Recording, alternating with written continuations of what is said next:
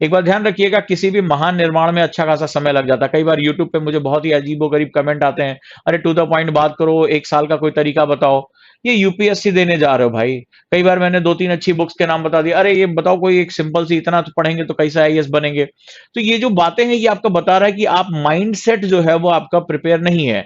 आप एक्चुअली में आप इधर-उधर सर्च कर रहे हो, थोड़ा बहुत सर्च करोगे और फिर उसके बाद जो आपकी नियति है, जो आपके लिए किस्मत ने तय किया है, वही आप पाकर चुपचाप बैठ जाओगे। लेकिन मैं ऐसे लोगों को ना पढ़ाना चाहता हूं, ना ऐसे लोगों को मैं संबोधित करना चाहता हूं। मैं इस समय जिन लोगों से जिन बात कर रहा हूं, जिनको मैं इस समय जो है कम्युनिकेशन कर रहा हूं, वो बेसिकली वो यूथ हैं जो अपनी किस्मत और इस कंट्री की किस्मत दोनों को बदलने का जज्बा रखते हैं, मादा रखते हैं, और वो जानते हैं कि उनकी आज की परिस्थितियां कल का उनका भविष्य नहीं हो सकता। वो किस्मत के भरोसे रहने वाले लोगों में से नहीं। इसीलिए बार बार मैंने एक लाइन हमेशा बोली है कि मेरे हाथों में किस्मत की लकीरें नहीं, पर तुम्हें क्या पता, मैं अपनी तकदीर खुद लिखता हूं। तो जो ये ब्रेव लोग होते हैं, जो संसार का निर्माण करते हैं, वो अपनी तकदीर खुद लिखते हैं। तो मैं उनसे बात कर रहा हूं। तो पहला चीज, आप हड़बड़ी से बचेंगे और आप अपने आप को इस महान प्रिपरेशन के लिए पर्याप्त समय दे पाएंगे। एक्सेस प्रेशर बचेगा। इससे क्या होगा, आपका बेवजह का टेंशन नहीं होगा, आप अपने ऊपर रोज डाउट नहीं करेंगे, अपने नाखून नहीं चबाएंगे, पता नहीं मेरा सिलेक्शन होगा या नहीं होगा। नहीं, आपको पता है कि ये ग्रेजुअल प्रोसेस है और धीरे धीरे मैं वहां तक पहुंच जाऊंगा। अगला, आप सही तरीके से तैयारी की आप कार्य योजना बना पाएंगे कि एक्चुअली में मुझे कैसे प्रिपेयर करना है, मेरा लेवल 1 क्या होना चाहिए, मेरा लेवल 2 क्या होना चाहिए और मेरा टॉप लेवल क्या होना चाहिए। मुझे कब आंसर राइटिंग पे जाना है, कब मुझे एनसीईआरटीज खत्म करनी है, कब मुझे फंडामेंटल्स खत्म करने हैं, कब मुझे अपना वैल्यू एडिशन करना है।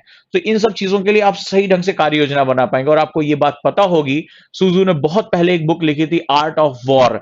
तो उन्होंने बताया था, कोई भी युद्ध केवल जो है सेना के दम पर नहीं जीता जाता है।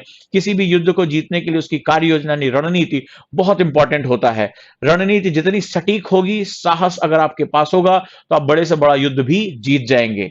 अगला है, खुद की कमियों को दूर करने के लिए आप पर्याप्त समय दे पाएंगे। यस, ये बहुत महत्वपूर्ण है। तमाम आईएएस टॉपर से पूछा गया कि आपकी नजर में यूपीएससी की तैयारी क्या है, तो उन्होंने एक लाइन में बहुत अच्छा जवाब दिया कि हमारी नजर में यूपीएससी की तैयारी रोज के रोज अपनी गलतियों को जानना और उन्हें दूर करना है। जी हाँ, हम सभी गलतियों के साथ आते हैं, हम सभी कमियों के साथ आते हैं। कोई ऐसा नहीं है कि यहां पर जो है कमियों के साथ ना हो, लेकिन आपको अपनी कमियों को जानना, समझना और उन्हें दूर करने का प्रयास लगातार करना पड़ेगा। तो जब आपके पास समय होगा, जैसे अब मैं अच्छी राइटिंग नहीं कर पाता, अच्छा आंसर नहीं लिख पाता, तो मेरा एरिया है कि मुझे अपनी आंसर राइटिंग अच्छी करनी है। मुझसे हिस्ट्री याद नहीं हो पाती, तो मुझे वो तकनीक ढूंढनी पड़ेगी कि मुझे वो हिस्ट्री याद हो जाए। मुझसे साइंस के क्वेश्चन नहीं होते, तो मुझे वो कमियों को दूर करना है। मैं अच्छा बोल नहीं पाता, तो मेरे अपने टीचर के साथ मुझे बैठने और अपनी स्पीकिंग स्किल को बहुत अच्छा करके रखना है। तो ये रहा दूसरा सेगमेंट, जहां मैंने पहले सेगमेंट में बताया कि हमारी प्रॉब्लम क्या है, दूसरा हम इसको कैसे जो है वो प्रिपेयर करने के लिए असेसमेंट करते हैं। आइए अब हम इसके पहुंचते हैं तीसरे सबसे इंपॉर्टेंट चरण में। तीसरा चरण है, एकेडमिक प्रिपरेशन को कैसे शुरू करें। यानी अब मैं, जब आपने ये होमवर्क कर लिया, अपनी डायरी में लिख लिया, आप कितना टाइम देंगे, आपके पास वैल्यूएशन कितना है, आप किन लोगों का सपोर्ट लेंगे, आपकी कमियों की लिस्ट क्या है, मुझे इनको दूर करना है अपनी तैयारी में, और एक व्यक्तित्व निखार कर निकलना है। ये व्यक्तित्व निखरता ही इसमें है, जब व्यक्तित्व में से जब अशुद्धियों को निकाल दो व्यक्ति में से, तो वो व्यक्तित्व हो जाता है। तो जो मेरी कमी थी, मैं लिख नहीं पाता, बोल नहीं पाता, पढ़ नहीं पाता, मैं उन सबको दूर करूंगा और आगे जाऊंगा। अब एकेडमिक प्रिपरेशन में सबसे पहले स्टेप 1 आता है, जहां से हम पहले अपनी तैयारी शुरू करते हैं। यूपीएससी का जो बाइबल है, यूपीएससी की गीता कुरान जो है, वो उसका सिलेबस है।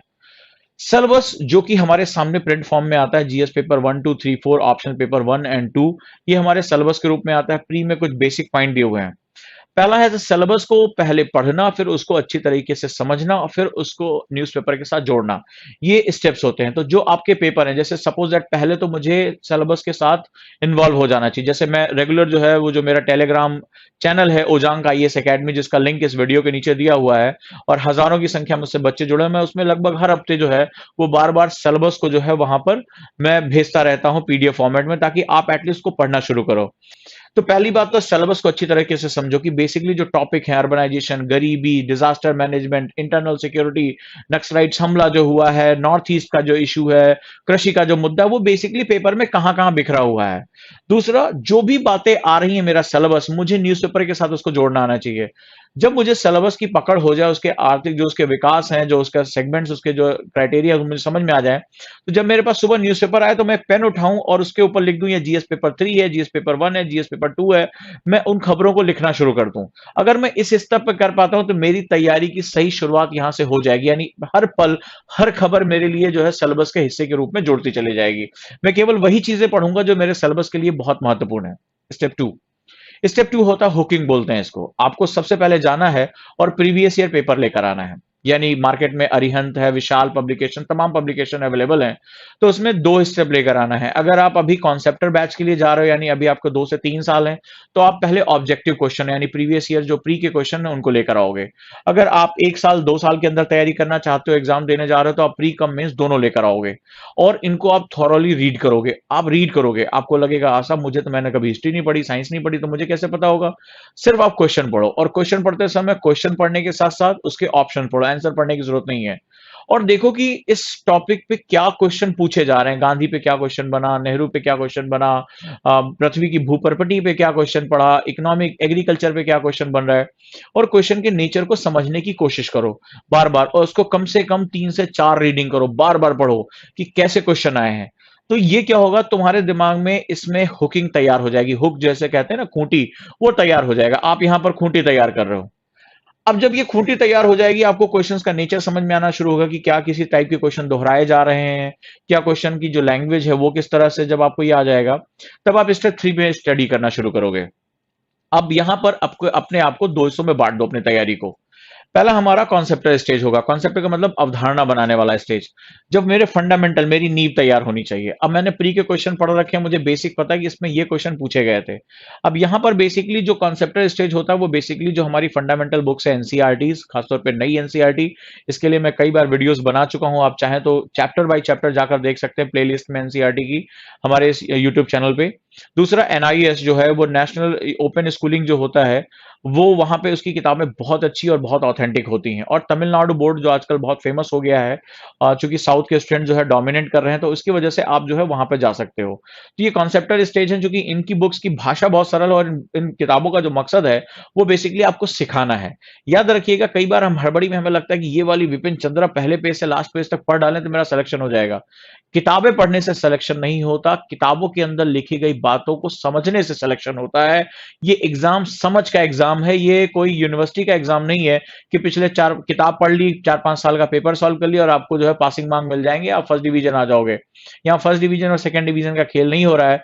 ये तो एक ऐसी गला काट प्रतियोगिता है जहाँ पॉइंट्स में अंतर जो है वो आपको बाहर या अंदर फेंक सकता है। तो आपको बेसिकली पहला अपना फंडामेंटल प्रिपेयर करना है और उसके आधारभूत तथ्य की तरफ जाना है। फिर उसके बाद हम इसके एडवांस स्टेज पे यानी अगले स्टेज पर पहुंचते हैं। तो अगले स्टेज पे जैसे पॉलिटी के लिए लक्ष्मीकांत, हिस्ट्री के लिए विपिन चंद्रा, झा श्रीमाली प्राचीन भारत के लिए, सतीश चंद्रा मध्यकालीन भारत के लिए, जैन और माथुर जो है वो हमारी जो विश्व इतिहास उसके लिए और Nitin Singhania art and culture के लिए। तो आप ये जो है एडवांस बुक्स हैं, जहां जब आप एनसीईआरटी एनआईएस के साथ अपने बेसिक फंडामेंटल को समझ चुके होंगे कि ग्रामीण समाज में क्या हुआ था, गांधी का आंदोलन क्या हुआ था, या भूगोल में आप बेसिक पृथ्वी के बारे में जान चुके होंगे। अब हिस्ट्री में इन ये जो किताबें हैं वो आपको एडवांस लेवल पे लेके जाएंगी। यहाँ पर आर्ग्यूमेंट्स हैं, यहाँ पर एक नजरिया रखा गया है जहां पर आप अपने आर्ग्यूमेंट्स को डेवलप कर सकते हैं। तो ये बुक्स हैं जो इसके साथ आप जोड़ेंगे। जैसे ज्योग्राफी के लिए सविंदर सिंह हो गई, इसी प्रकार जो हमारी इकोनॉमी के लिए जो है वो मैंने आपको बताया रमेश सिंह, ईश्वर ढींगरा। इससे पहले मैंने जो वीडियो बनाई थी कि बिना कोचिंग की जो है हेल्प के आप जो है वो तैयारी करना चाहते हैं, तो वो आप वीडियो जाएं और कुछ दिन पहले की वीडियो लाखों लोगों ने उसको देखा है, आप भी जाकर उसको देख सकते हैं और एक एक बुक को मैंने स्टेप बाय स्टेप समझाया है दोस्तों।